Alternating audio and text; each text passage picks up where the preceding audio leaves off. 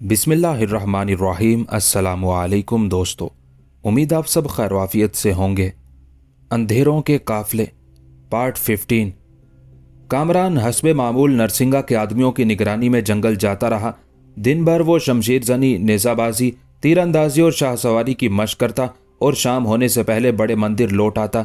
शकुंतला के हिदायत के बाद उसने अपने गिरदो पेश की फिजा का जायजा लेना शुरू कर दिया था। अब कामरान को महसूस हो रहा था कि हर वक्त कुछ लोगों की नजरें उसका ताक़ुब करती रहती हैं। उस अरसे में कृष्ण राव ने उसे एक बार भी तलब नहीं किया था। ऐसा लग रहा था कि जैसे अचानक वो सब लोग उससे बेनयाज हो गए हों। शकुंतला हर रात किसी नए वाक़े के बारे में पूछती, मगर कामरान के पास खामोशी के सिवा कोई जवाब ना होता। वो देवदासी को बस इतना ही बता सका कि उस दिन की तल्ख कलामी के बाद से आज तक सरदार नरसिंगा उसके सामने नहीं आया है। शकुंतला के लिए ये बात गैर मामूली थी, मगर वो भी नरसिंगा की पुरअसरार रूपोशी का कोई माकूल सबब तलाश ना कर सकी। उसी कशमकश के दौरान एक रोज कामरान को माँ की याद सताने लगी तो वो खुद चलकर कृष्ण राव के पास पहुंचा। ठाकुर, मैं एक दिन के लिए हाँसी जाना चाहता हूँ। क्यों? कृष्ण राव के माथे पर बल पड़ गए। मैं अपने दोस्त से अपनी वालदा की खैरियत मालूम करना चाहता हूँ। कामरान बहुत ज्यादा मुस्तरिब नजर आ रहा था। तुम्हारी माँ बिल्कुल ठीक है, मेरे आदमी रोजाना उसके बारे में मुझे इत्तला देते रहते हैं। कृष्ण राव ने इंतहाई सर्द लहजे में कहा। अब तुम यहां से निकलकर सीधे कायम खान की हवेली तक जाओगे। इसके अलावा तुम्हें कहीं जाने की इजाजत नहीं होगी। वो दिन कब आएगा? कामरान ने पुरजोश लहजे में पूछा। अभी तुम्हें तवील इंतजार करना होगा, कृष्ण राव ने बेजारी से कहा। अभी तुम्हारे बाजू बहुत कमजोर हैं। शेर का शिकार खेलने के लिए पहले ताकत तो हासिल कर लो। कामरान कृष्ण राव की चाल समझ गया था। उसने ठाकुर को जवाब देना चाहा, मगर फौरन ही शकुंतला की हिदायत याद आ गई। फिर जब रात के वक्त कामरान ने शकुंतला को यह वाकया सुनाया तो वो चौंक उठी। मुझे यकीन था कि ठाकुर यही जवाब देगा। अब तुम अंदाजा कर सकते हो कि तुम्हारी वापसी के तमाम रास्ते बंद हो चुके हैं। कामरान पेचोताब खाने लगा तो शकुंतला ने उसे पुरसकून रहने की हिदायत की। कुछ दिन के लिए अपने खून से हरारत को निकाल फेंको। फिर एक रोज वो वाकया भी पेश आ गया जिसने कामरान के दिलो दिमाग को ज़ेरो ज़बर करके रख दिया। कामरान हस्बे मामूल जंगल पहुंचा तो नरसिंगा के एक मुहाफिज ने सरगोशी के अंदाज में कहा, ठाकुर, तुम्हें सरदार ने अपनी ख्वाबगाह में बुलाया है। कामरान फौरन ही नरसिंगा के मखसूस कमरे की तरफ रवाना हो गया। रास्ते भर वो यही सोचता रहा कि शायद सरदार उससे अपने जारहाना सलूक की माजरत करना चाहता है, मगर ख्यालात का ये तिलिस्म उस वक्त बिखर गया जब नरसिंगा की बजाय उसकी खूबसूरत तरीन बीवी अमरपाली ख्वाबगाह में दाखिल हुई और उसने मुस्कुराते हुए दरवाज़ा बंद कर दिया। कामरान दुनिया की फरेबकारियों से वाकिफ नहीं था, इसलिए अमरपाली के तर्ज अमल को एहतियात और राजदारी समझकर नज़रअंदाज कर गया। फिर अमरपाली उस मसनद पर बैठ गई जो सरदार नरसिंगा के लिए मखसूस थी। कामरान बड़ी हैरत से अपने सरदार की बीवी को देख रहा था। बैठ जाओ ठाकुर, अमरपाली ने दिलफरेब मुस्कुराहट के साथ कहा। सरदार कहाँ है? कामरान ने तल्ख लहजे में कहा। उस दरिंदे का जिक्र छोड़ो। अमरपाली की आवाज से यकायक शोले बरसने लगे थे। इस जंगल की मलिका मैं हूं और इसी मलिका के हुक्म से तुम्हें यहां तक लाया गया है। मैं गैर औरतों से बात करना पसंद नहीं करता। कामरान के लहजे से शदीद नफरत का इजहार हो रहा था। मैं गैर नहीं हूं ठाकुर, तुम्हारी अपनी हूं। मेरी आंखों की तरफ देखो, जहां तुम्हारे इंतजार के चिराग जल रहे हैं। अमरपाली की आवाज जोश जज्बात से लड़खड़ा रही थी। उन चिरागों को बुझने से बचा लो, मैं तुम्हारी तारीख जिंदगी को उजालों से भर दूंगी। कामरान का पूरा जिस्म कांपने लगा।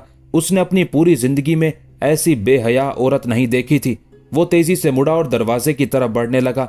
कहाँ जा रहे हो ठाकुर? बाहर तुम्हारी मौत खड़ी है। अमरपाली का खनकता हुआ कहकहा उभरा। मेरे होंठों की एक जुम्बिश तुम्हारे जिस्म को कई टुकड़ों में तकसीम कर देगी। कामरान बड़े से बड़े जाबिराना हुक्म को भी खातिर में नहीं लाता था, मगर एक औरत की तनबीह ने उसके कदमों को जकड़ लिया। फिर वो आहिस्ता आहिस्ता अमरपाली की तरफ बढ़ने लगा। अमरपाली के होंठों पर एक तौबा शिकन मुस्कुराहट थी, वही मुस्कुराहट जिसे एक बेराह औरत जिंदगी की जंग में मर्द को तस्कीर करने के लिए अपने आखिरी हथियार के तौर पर इस्तेमाल करती है। अमरपाली ने कामरान की वापसी को अपनी फतह से ताबीर किया था। जैसे जैसे वो सरकश नौजवान उसके करीब आता जा रहा था, अमरपाली की मुस्कुराहट ज्यादा फितना अंगेज होती जा रही थी। फिर जब कामरान 2 हाथ के फासले पर ठहर गया, तो अमरपाली के होंठों को जुम्बिश हुई, वो होंठ जिन पर याकूत के तरशे हुए टुकड़ों का गुमान होता था। बैठ जाओ छोटे ठाकुर। अमरपाली के लहजे में सरशारी नाकाबिले बयान थी। तन्हाई के इस मौसम को अकल के शोरोगुल से बर्बाद ना करो। अपने दिल की तरफ देखो और जज्बों की जबान सुनो। इसके सिवा हर शय को फरामोश कर दो। मैं अपने दिल और दिमाग को खूब पहचानता हूं कि इनके तकाजे क्या हैं। तुम अपनी बात करो कि मुझे इस कदर फरेबकारी के साथ क्यों बुलाया गया है। उस शबनम रेस फिजा में भी शुजाउद्दीन कामरान के लहजे से आग बरस रही थी। अगर तुम पहली मुलाकात में मेरी नजरों की जबान समझ लेते तो मुझे तुम्हारे गिर्द ये जाल फैलाना ना पड़ता। कमरे में अमरपाली का कहकहा इस तरह बिखर गया जैसे कैफो मस्ती की बारिश हो रही हो। जिसे तुम फरेब समझते हो ठाकुर, वो तो हुस्न की एक अदा है, इश्क का एक वालेहाना इजहार है, विसाल का एक मुतालबा है जो किसी कानून का पाबंद नहीं होता।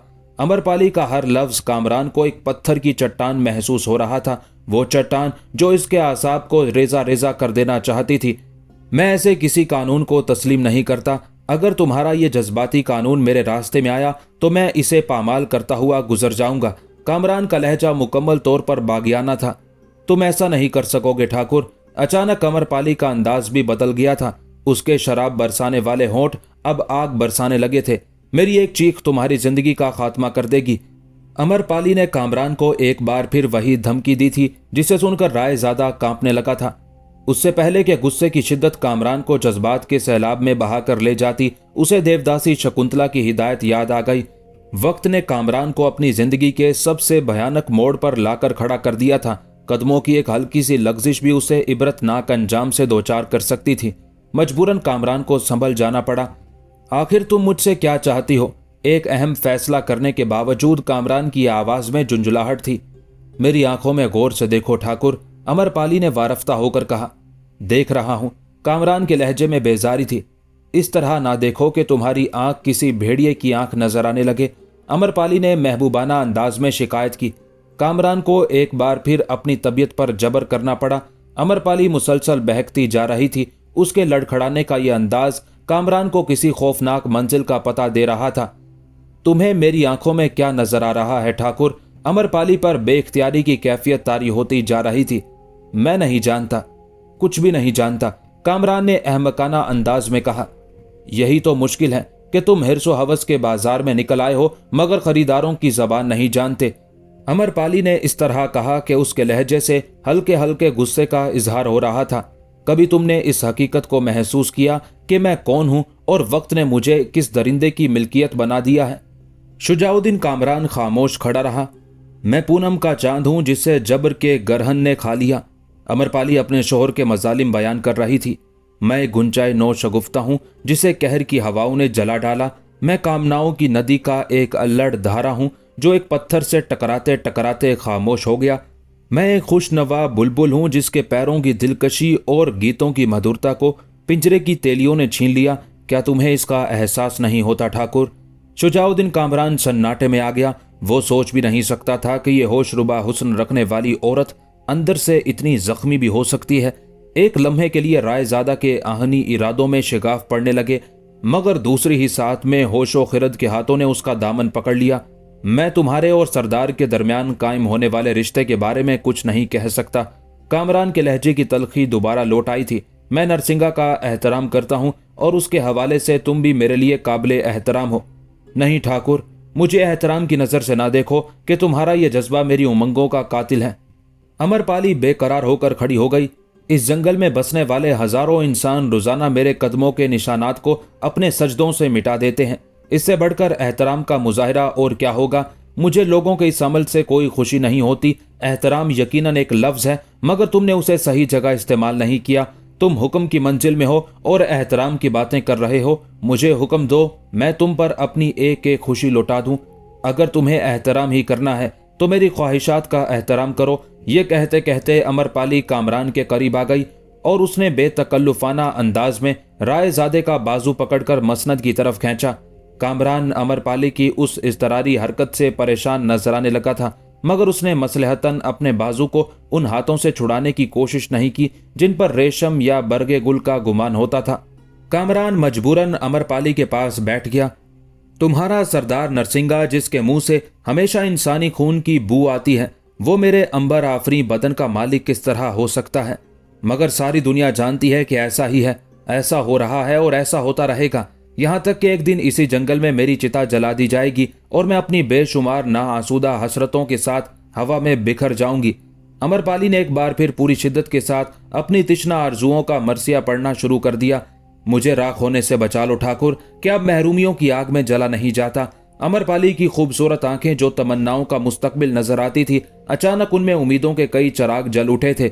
मुझे वहां ले चलो ठाकुर, जहां आरजू की खेती लहलहाती है, जहां मन के झरने प्रीत की ताल पर गुनगुनाते हैं, जहां सपनों की फुहारें जलतरंग बजाती हैं, जहां प्रेम ही पूजा है और प्रेम ही ईश्वर है, जहां मन की कोमल धरती पर चैत और बैसाख की तेज धूप नहीं उतरती, जहां परवाई के हिचकोलों में मुरली की ताने गूंजती हों और जहां चारों ओर सावन ही सावन हो।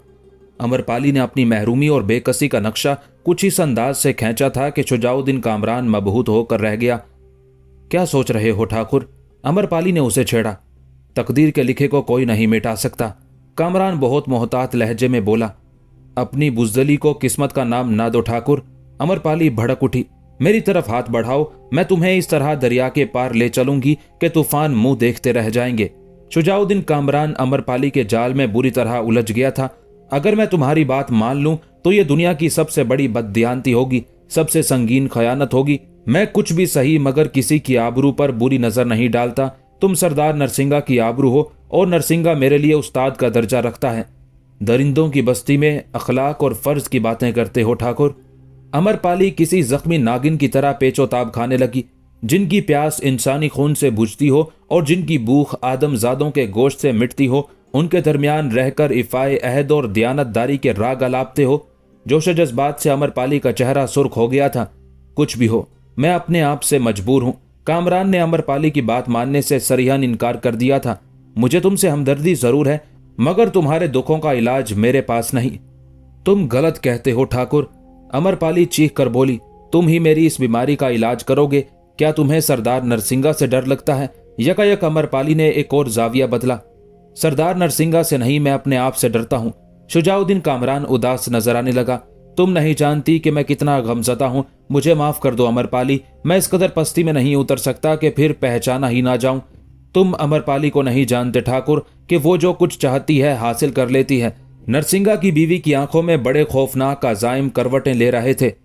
कामरान के जी में आया कि वो उस फाहिशा औरत के सामने किसी आतिश फिशां की तरह फट पड़े, मगर उसे अपने जज्बों की आग को बर्दाश्त करना पड़ा। वो अंदर ही अंदर झुलसता रहा। ठाकुर, मौत के इस जंगल से निकल जाने की तैयारियां कर लो। अमरपाली का लहजा किसी आमिर से मुशाबे था।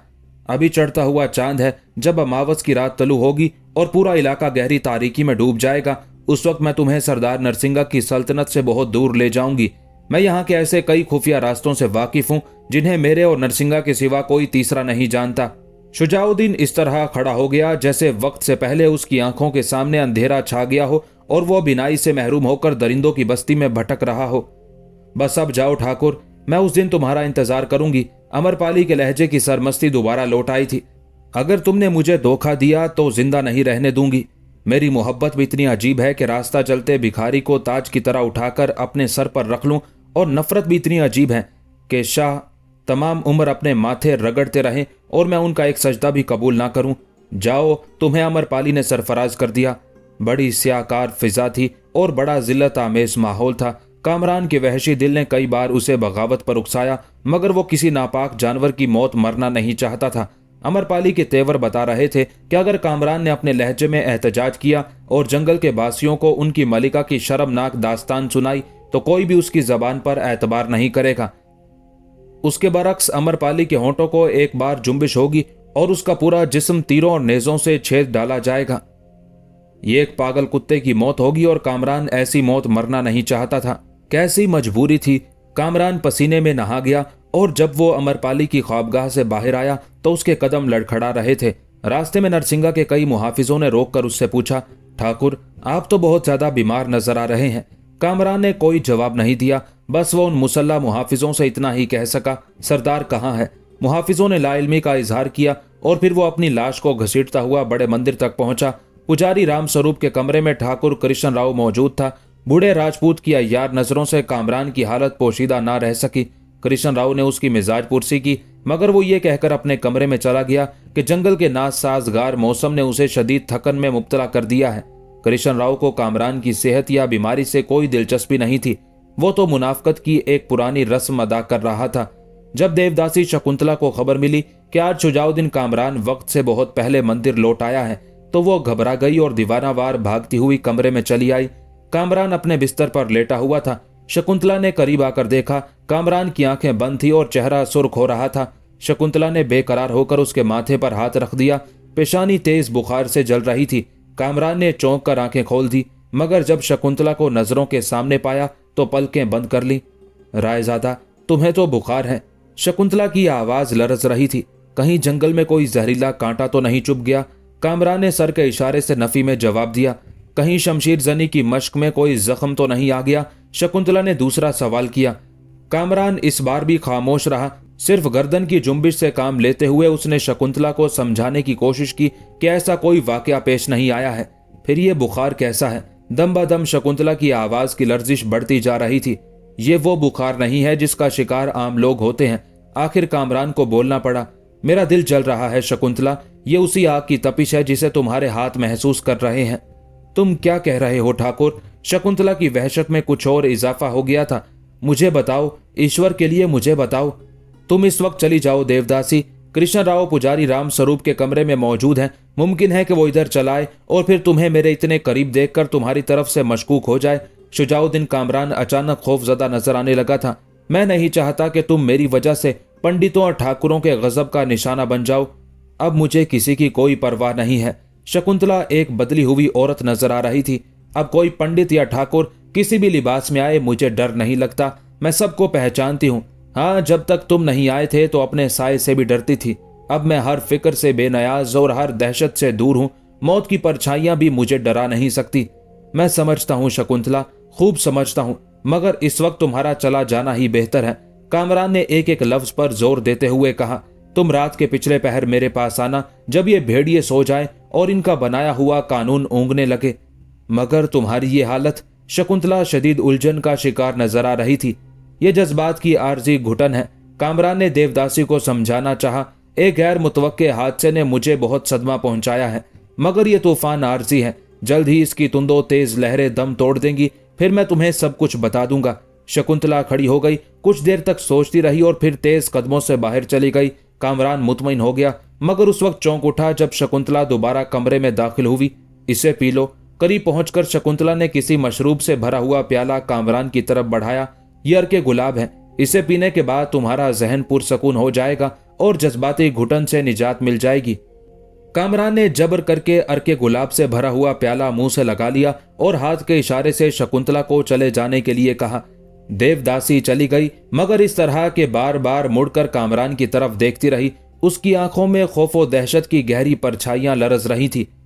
फिर जब शाम को देवदासी खाना लेकर आई तो शुजाउद्दीन कामरान की तबीयत किसी हद तक संभल चुकी थी। उसने अपने मुश्ताइल जज्बात पर काबू पा लिया था, मगर अमरपाली के खौफ से अभी तक निजात नहीं मिल सकी थी। रायजादा, मुझे बताओ कि तुम्हारी हालत अचानक क्यों बिगड़ गई थी? खाने के दौरान शकुंतला ने पूछा। अभी मुझे पूरी तरह संभल जाने दो, शुजाउद्दीन कामरान ने सर झुकाए हुए जवाब दिया। अभी तक मैं ये तय नहीं कर पाया हूं कि वो बात मुझे तुमसे कहनी चाहिए या नहीं। क्या अभी तक मैं बेगानगी की मंजिल में हूं? शकुंतला ने कर्बनाक लहजे में कहा। क्या अभी तक मैं इस काबिल नहीं हुई कि तुम्हारी राजदार बन सकूं? ये कहते कहते शकुंतला का सुर्खो सफेद चेहरा धुआं हो गया था।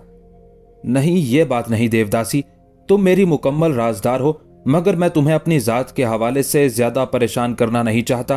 कामरान की आवाज से अफसुर्दगी झलक रही थी। फिर वो बात मुझसे कह क्यों नहीं देते जिसने तुम्हारे दिलो दिमाग को तहोबाला कर डाला है? शकुंतला के लहजे में शदीद झुंझलाहट थी। तुम मेरी परेशानियों का जिक्र बार बार क्यों करते हो?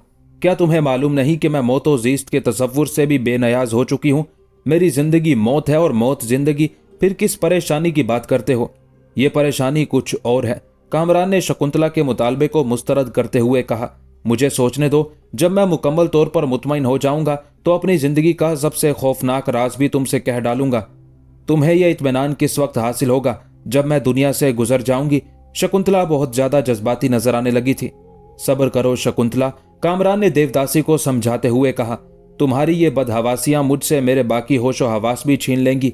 शकुंतला इंतहाई जबर के आलम में वापस चली गई। कामरान कमरे में टहलने लगा। वक्त ने उसके साथ अजीबो गरीब मजाक किए थे और ये सिलसिला अभी तक जारी था।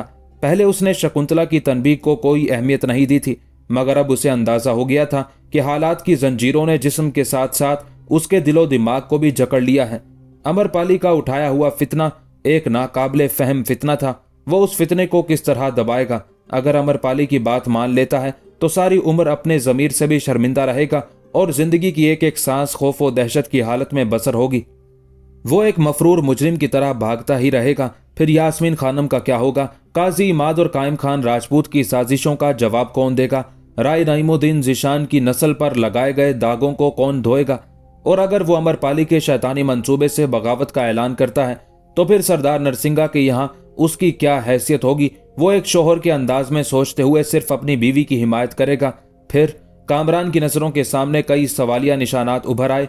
हर सवाल का एक ही जवाब था, लर्जाखेज और दर्दनाक मौत, मौत और सिर्फ मौत। कामरान निस्फ शब तक कमरे में टहलता रहा। फिर इंतजार और बेचैनी का ये तूफान ठहर गया। बिलाखिर उसने एक फैसला कर लिया और बिस्तर पर दराज हो गया। अब वो पुरसकून नजर आ रहा था। यकयक कामरान के होंठों पर एक अफसुर्दा सी मुस्कुराहट उभर आई। वो गायबाना तौर पर सादिया खानम से मुखातिब था। माँ अपनी मोहब्बत से मजबूर थी, सिर्फ मेरी जिंदगी की खातिर मुझे सर झुकाकर जीने पर मजबूर कर रही थी। ये भी आपकी शफकत का एक अंदाज था, मगर मैं नहीं चाहता था कि आप एक निकम्मे, नाकारा और मुजरिम बेटे की माँ कहलाएं। इसलिए अपने किरदार को नाफरमानी के दाग से स्याह करके कृष्ण राव के पास चलाया। वो कृष्ण राव जिसने आपकी बहुत दिल आजारी की है, उस कसाब से मेरी मुसालहत हो ही नहीं सकती। मैं उससे एक एक जुर्म का हिसाब लेता, मगर वक्त ने मेरे हाथ काट दिए। माँ मुझे माफ कर देना कि आप बड़ी माफ करने वाली हैं। मैंने अपनी इस्लाह की बहुत कोशिश की, मगर वाकईतन आपका बेटा बहुत नाकारा था। फिर वो तसव्वुरात की दुनिया में अपने बाप राय नईमुद्दीन जिशान से मुखातिब हुआ। बाबा मैंने आपके खून में नहाए हुए जिस्म को फरामोश नहीं किया है। मेरी जिंदगी का कोई लम्हा ऐसा नहीं गुजरा कि खून के दरिया ने मेरा ताक़ुब ना किया हो। वो खून मेरा अपना खून है। अगरचे आपका कातिल सुल्तान मोइजुद्दीन बहराम शाह मेरी दस्तरस से बहुत दूर था, लेकिन मैंने उसे कभी माफ नहीं किया, यहाँ तक कि वो जमीन के नीचे चला गया। अगर वो जिंदा होता और मैं किसी तरह उस तक पहुंच सकता तो सरे दरबार उसका गिरेबान पकड़कर आपके खून का हिसाब तलब करता, लेकिन आज वो मेरी पहुंच से बहुत दूर है। बाबा मुझे माफ कर देना कि मैं खानदान की उस अजमत को बरकरार न रख सका जिसे आपने अपने लहू से सुरखरू किया था। ये कहते कहते शुजाउद्दीन कामरान की आंखों में आंसू आ गए और वह बहुत देर तक रोता रहा। फिर उसकी नजरों के सामने यास्मीन खानम का दिलकश और मासूम चेहरा उभर आया। कामरान के दिल की धड़कनें तेज हो गई। यास्मीन तुम नहीं जानती कि मैंने तुम तक पहुंचने के लिए कैसे कैसे खारजारों में कदम रख दिए हैं, फिर भी तुमसे दूर हूं और शायद ये जुदाई मेरा मुकद्दर बन गई है। अगर वक्त मुझे मोहलत देता तो शायद मैं तुम्हारे गिर्द खींचे हुए आमरियत के हिसार को तोड़ देता, लेकिन अब मेरे इख्तियार में कुछ नहीं।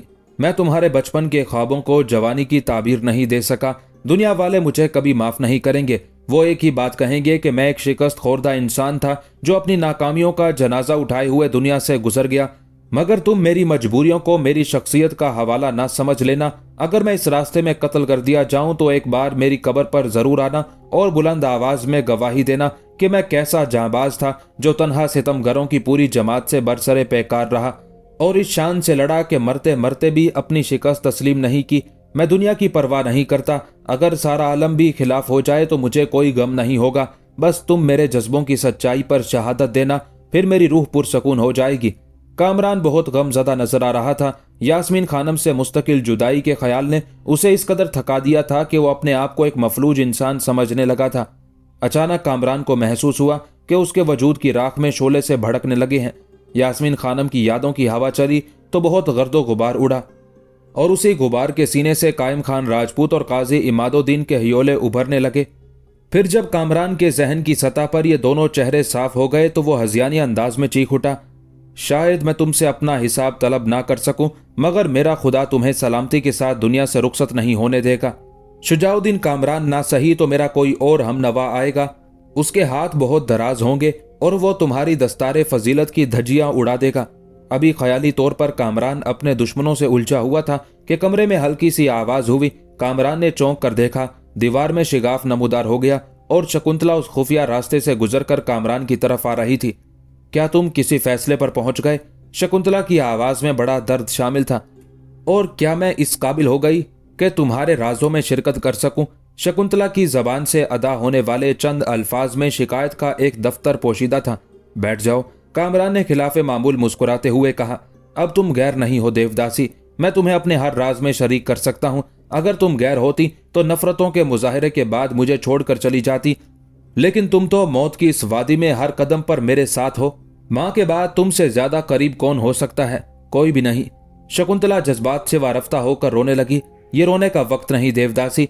कामरान मुस्तरिब होकर शकुंतला के आंसू खुश करने लगा, मगर उसके बढ़ते हुए हाथ अचानक रुक गए। यास्मीन खानम के तसव्वुर ने कामरान को ऐसा करने से बाज रखा था। मुझे बहुत खुशी होती शकुंतला, अगर मैं तुम्हारे आंसू अपने दामन में जज्ब कर लेता, लेकिन ये दामन किसी और के लिए है। कामरान के होंठों से आहे सर्द निकल गई। मैं जानती हूं इन आंसुओं के मुकद्दर में कोई दूसरा दामन नहीं है।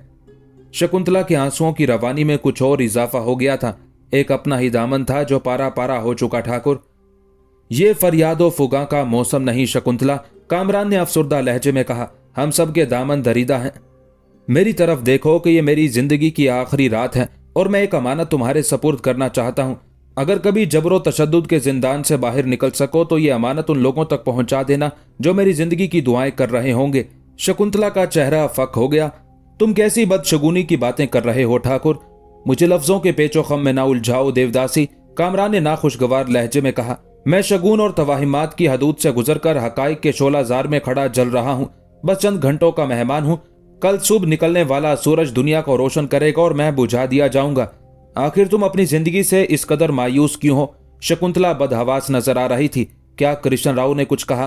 पहले तुम इस अमानत के बारे में अच्छी तरह समझ लो जिसे मैं तुम्हें सौंपना चाहता हूं। कामरान ने शकुंतला के सवाल का जवाब दिए बगैर कहा। शकुंतला लरजते जिस्म के साथ हमातन गोश हो गई। कामरान उसे अपनी जिंदगी के तमाम हादसात की तफसील सुना चुका था। बस एक यास्मीन खानम का जिक्र बाकी था, सो वो भी जबान पर आ गया। ये मेरे बचपन की मोहब्बत है शकुंतला, जिसे मैं कभी फरामोश नहीं कर सकता। क्या वो भी तुम्हें इसी कदर चाहती है? शकुंतला ने इस तरह पूछा जैसे उसका दिल डूबा जा रहा हो। मुझसे भी ज्यादा, कामरान ने पुरजोश लहजे में कहा। उसकी मोहब्बत में समंदरों जैसी गहराई है। वो मेरी तरह चीखती नहीं। यास्मीन खानम के बाप ने मेरी गुर्बत और नामुरादी के सबब ये रिश्ता तोड़ दिया और फिर मुझे उसके रास्ते से हटाने के लिए जमाने भर में रुस्वा कर दिया। मेरी कबा पर ऐसा दाग लगाया जिसे ताकत के सिवा किसी चीज से साफ नहीं किया जा सकता था। मजबूरन मुझे कृष्ण राव के दरवाजे तक आना पड़ा। मैं समझता था कि मेरा मंसूबा कामयाब हो जाएगा, लेकिन गर्दिशे वक्त ने मुझे इस काबिल नहीं छोड़ा। अगर तुम इस कैद सितम से आजाद हो जाओ तो यास्मीन खानम से कह देना कि राय शुजाउद्दीन कामरान मारा गया, मगर मरते मरते भी उसके होंठ एक ही नाम से आशना थे और वो नाम बचपन की मोहब्बत का था, जिसकी खातिर उसने अपनी जिंदगी कुर्बान कर दी। फिर तुम मेरी माँ के हजूर पहुंचकर अर्ज करना कि वो अपने गुनहगार बेटे को माफ कर दें। क्या तुम इस अमानत का बारे गिरा उठा सकोगी अगर मेरे पैरों की जंजीरें कट गई? शकुंतला की आवाज कांप रही थी। खुदा वो वक्त लाए जब ठाकुर के जिंदान की ईंट से ईंट बच जाए और तुम आजाद फिजा में सांस ले सको। दिल की तपिश से कामरान के होंठ जल उठे थे। और अगर ऐसा ना हो सके तो फिर तुम पर कोई कर्ज नहीं, मैंने तुम्हें माफ किया। कुछ देर तक कमरे पर मौत का सा सन्नाटा तारी रहा। शकुंतला किसी पत्थर के मुजस्मे की तरह एक ही जाविये से कामरान को देखे जा रही थी। बिलाखिर कामरान ने उसे अमरपाली की शैतानी हरकत के बारे में सब कुछ बता दिया। शकुंतला का चेहरा पहले किसी खजान रसीदा पत्ते की मानी जर्द हो गया और फिर कफन की तरह सफेद पड़ गया। अब क्या होगा ठाकुर? शकुंतला के होंठों को बामुश्किल जुम्बिश हुई। उसकी आवाज किसी ऐसे मरीज की आवाज से मुशाबे थी जो आखिरी हिचकियां ले रहा हो। कुछ नहीं होगा, कामरान ने ठहरे हुए लहजे में कहा। मैं सरदार नरसिंगा के एतमाद को धोखा नहीं दूंगा। मेरा मजहब बदअहदी नहीं सिखाता। मैं जिस बाप के खून की फसल हूं वो बहुत मोतबर खून था। तुम्हें मालूम है कि नरसिंगा एक कजाक है जो दिन रात मौत का कारोबार करता है। शदीद अजियत के बावजूद शकुंतला खामोश ना रह सकी। तुम एक कातिल के सामने सच बोलकर क्या हासिल कर सकोगे? वहां तुम्हारी सदाकत पर कौन ईमान लाएगा? किसी के ईमान लाने ना लाने से कोई फर्क नहीं पड़ता, मगर मैं जिल्लत और रुसवाई की ये जिंदगी किस तरह कबूल कर सकता हूं? कामरान की वही बागियाना अदा लौट आई थी। क्या इस फितने को टाला नहीं जा सकता? शकुंतला ने बड़ी हसरत ज़दा आवाज में कहा। मेरा जहन तो सोचते सोचते शल हो गया। तुम भी अपने दिमाग को जला डालो, मगर इसका कोई हल तलाश ना कर सकोगी। शकुंतला ने कई तजावीज पेश की, मगर फिर खुद ही शर्मिंदा नजर आने लगी। ईश्वर, मेरी मदद कर। जग के पालनहार मेरी प्रार्थना सुन ले। जब निजात का कोई रास्ता नजर न आया तो शकुंतला रोने लगी। मैंने तुझसे अपने लिए जो कुछ मांगा है वो सब कामरान को दे दे मेरा दाता। इसको बचा ले कि झूठों की बस्ती में एक सच्चा इंसान मारा जा रहा है। अगर तू किसी दूसरी भेंट से खुश नहीं होता तो मेरा बलिदान कबूल कर ले। शकुंतला ने अपने दोनों हाथ जोड़ दिए थे और आंखें बंद कर ली थी। कामरान ने अपनी माँ और मजूब बाबा के बाद मोहब्बत की ऐसी बेसाख्ता अदा कहीं नहीं देखी थी। शकुंतला की गिरिया उजारी ने उसे पिघला कर रख दिया था। शकुंतला, तुम्हारी दुआएं पहाड़ों को पिघला सकती हैं मगर पत्थर के देवताओं की आंख को नम नहीं कर सकती।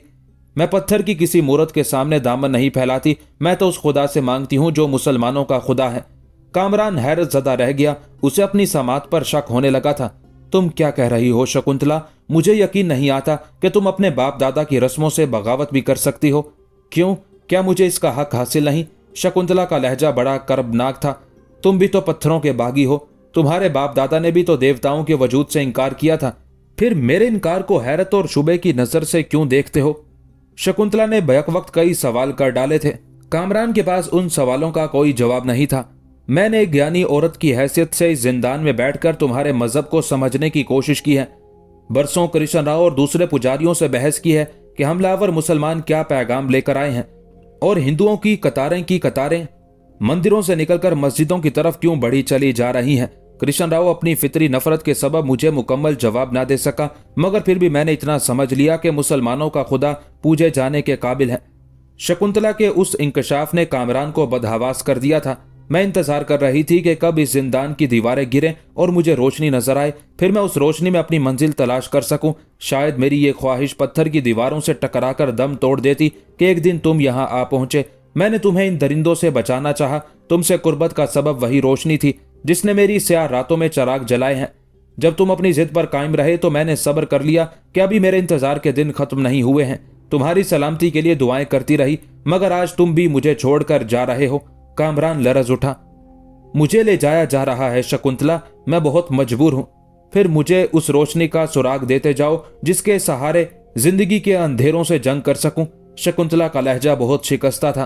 कामरान ने पहली बार देवदासी के सामने अल्लाह का नाम लिया, फिर शहादत और रिसालत का मफहूम समझाया, इस्लाम की बुनियादी तालीम की वजाहत की और शर्मसार सा नजर आने लगा। मैं इससे ज्यादा नहीं जानता शकुंतला कि मेरी तालीम नामुकम्मल रह गई। मेरी तकमील के लिए यही चंद अल्फाज काफी हैं। अल्लाह तुम्हारी हिफाजत करे। शकुंतला की आवाज डूबने लगी थी। हाँ, अगर मैं लौट आया और किस्मत ने यावरी की तो कृष्ण राव के बुत कदे को मिसमार कर डालूंगा। कामरान के लहजे से चिंगारियां फूट रही थी। अगर मैं वापस ना आ सकूं तो इसी सनम खाने में मर जाना। मेरे उस्ताद मौलाना शमसुद्दीन कहा करते थे कि अगर एक सच्चा मुसलमान भी काफिरों की जमीन में दफन हो जाए तो खुदा उस पूरे इलाके को अहले ईमान से आबाद कर देता है। शकुंतला सर झुकाए बैठी रही, मगर उसके आंसुओं का आबशार जारी रहा। अब तुम जाओ, मैं अपने खुदा के हजूर आखिरी सजदा अदा कर लूं, कामरान ने कहा। इससे पहले कि मौत के हाथ मुझे छू लें, मैं बुतों के दरमियान अपने सजदों के निशानात छोड़ जाना चाहता हूं। शकुंतला हैरत से कामरान की तरफ देखने लगी। फिर वो उठा और कमरे के एक गोशे में वजू करने लगा। शकुंतला उसकी एक एक हरकत का बगौर जायजा ले रही थी। वजू से फारिग होकर कामरान नमाज पढ़ने के लिए खड़ा हो गया। बंदगी का ये अंदाज बड़ा अजीब था। मुसलमानों के सजदा करने और बुतों के कदमों पर सर रगड़ने वालों की इबादत में बड़ा फर्क था। फिर उसने दुआ के लिए हाथ उठा दिए। ऐ खुदा, अपने गुनहगार बंदे कामरान को माफ फरमा कि तेरे कुछ नाम लेवाओं ने उसे यहां तक पहुंचा दिया। शकुंतला आज की रात एक लम्हे के लिए भी जुदा होना नहीं चाहती थी, मगर कामरान ने उसे चले जाने पर मजबूर कर दिया। वो रुखसत हुई तो इस तरह के उसका दामन आंसुओं से तर था। शकुंतला के चले जाने के बाद कामरान एक लम्हे के लिए भी नहीं सो सका। सूरज निकलने तक वो एक ही दुआ करता रहा। ऐ खुदा, मुझे इतनी मोहलत दे कि मैं अपनी जाने नातवा के कुछ कर्ज उतार सकूं। कामरान की जिंदगी की ये सुबह मौत की शाम में भी तब्दील हो सकती थी, मगर वो बेखौफो खतर इंतहाई तेज रफ्तारी के साथ जंगल की तरफ जा रहा था। सरदार नरसिंगा का आदमी खटीमा, जिसके निगरानी में कामरान मंदिर तक और फिर मंदिर से जंगल तक आया करता था, आज उसकी इस सरारी हरकत पर हैरान नजर आ रहा था। जंगल पहुंचकर कामरान उस मैदान की तरफ चला गया जहां वो शाहसवारी और शमशीर जनी की मशक करता था। उसके साथियों ने मामूल के मुताबिक वालेहाना इस्तकबाल किया, मगर कामरान के अंदाज में गर्मजोशी का शायबा तक ना था। वो सर्द महरी के साथ नौजवान कज़ाकों की सफ़ों से गुजरता हुआ अपने हथियारों के जखीरे तक पहुंचा और तलवार लेकर जंगल की तरफ वापस पलट पड़ा। लोग उसे हैरत से देखते रह गए। कामरान के कदम नरसिंगा के महफूज तहखाने की जानिब बढ़ रहे थे। फिर जब वो करीब पहुंचा तो मुसल्ला मुहाफिज चौंक उठे। उन्होंने कामरान को आज तक इस हालत में शमशीर बदस्त नहीं देखा था। सरदार से कहो कि ठाकुर उससे मिलना चाहता है, कामरान ने एक मुहाफिज को मुखातिब करते हुए कहा। अगरचे नरसिंगा ने उसे इजाजत दे दी थी कि वो बेरोक टोक अंदर आ सकता है, मगर आज उसका बदला हुआ अंदाज देखकर एक मुहाफिज अपने सरदार को मुतला करने के लिए चला गया। थोड़ी देर बाद नरसिंगा बाहर आया तो कामरान की सूरत देखकर हैरान रह गया। उसका चेहरा तमतमाया हुआ था और आंखें सुर्ख हो रही थी। क्या बात है ठाकुर? नरसिंगा के लहजे से तशवीश का इजहार हो रहा था। सरदार, मैं तुझसे तन्हाई में बात करना चाहता हूं, कामरान ने बुलंद आवाज में कहा। अंदर आओ ठाकुर, नरसिंगा ने अपनी ख्वाबगाह की तरफ इशारा किया। नहीं सरदार, वो जगह मुनासिब नहीं है, कामरान ने अंदर जाने से इनकार कर दिया। आज मैं बहुत ज्यादा तन्हाई चाहता हूं।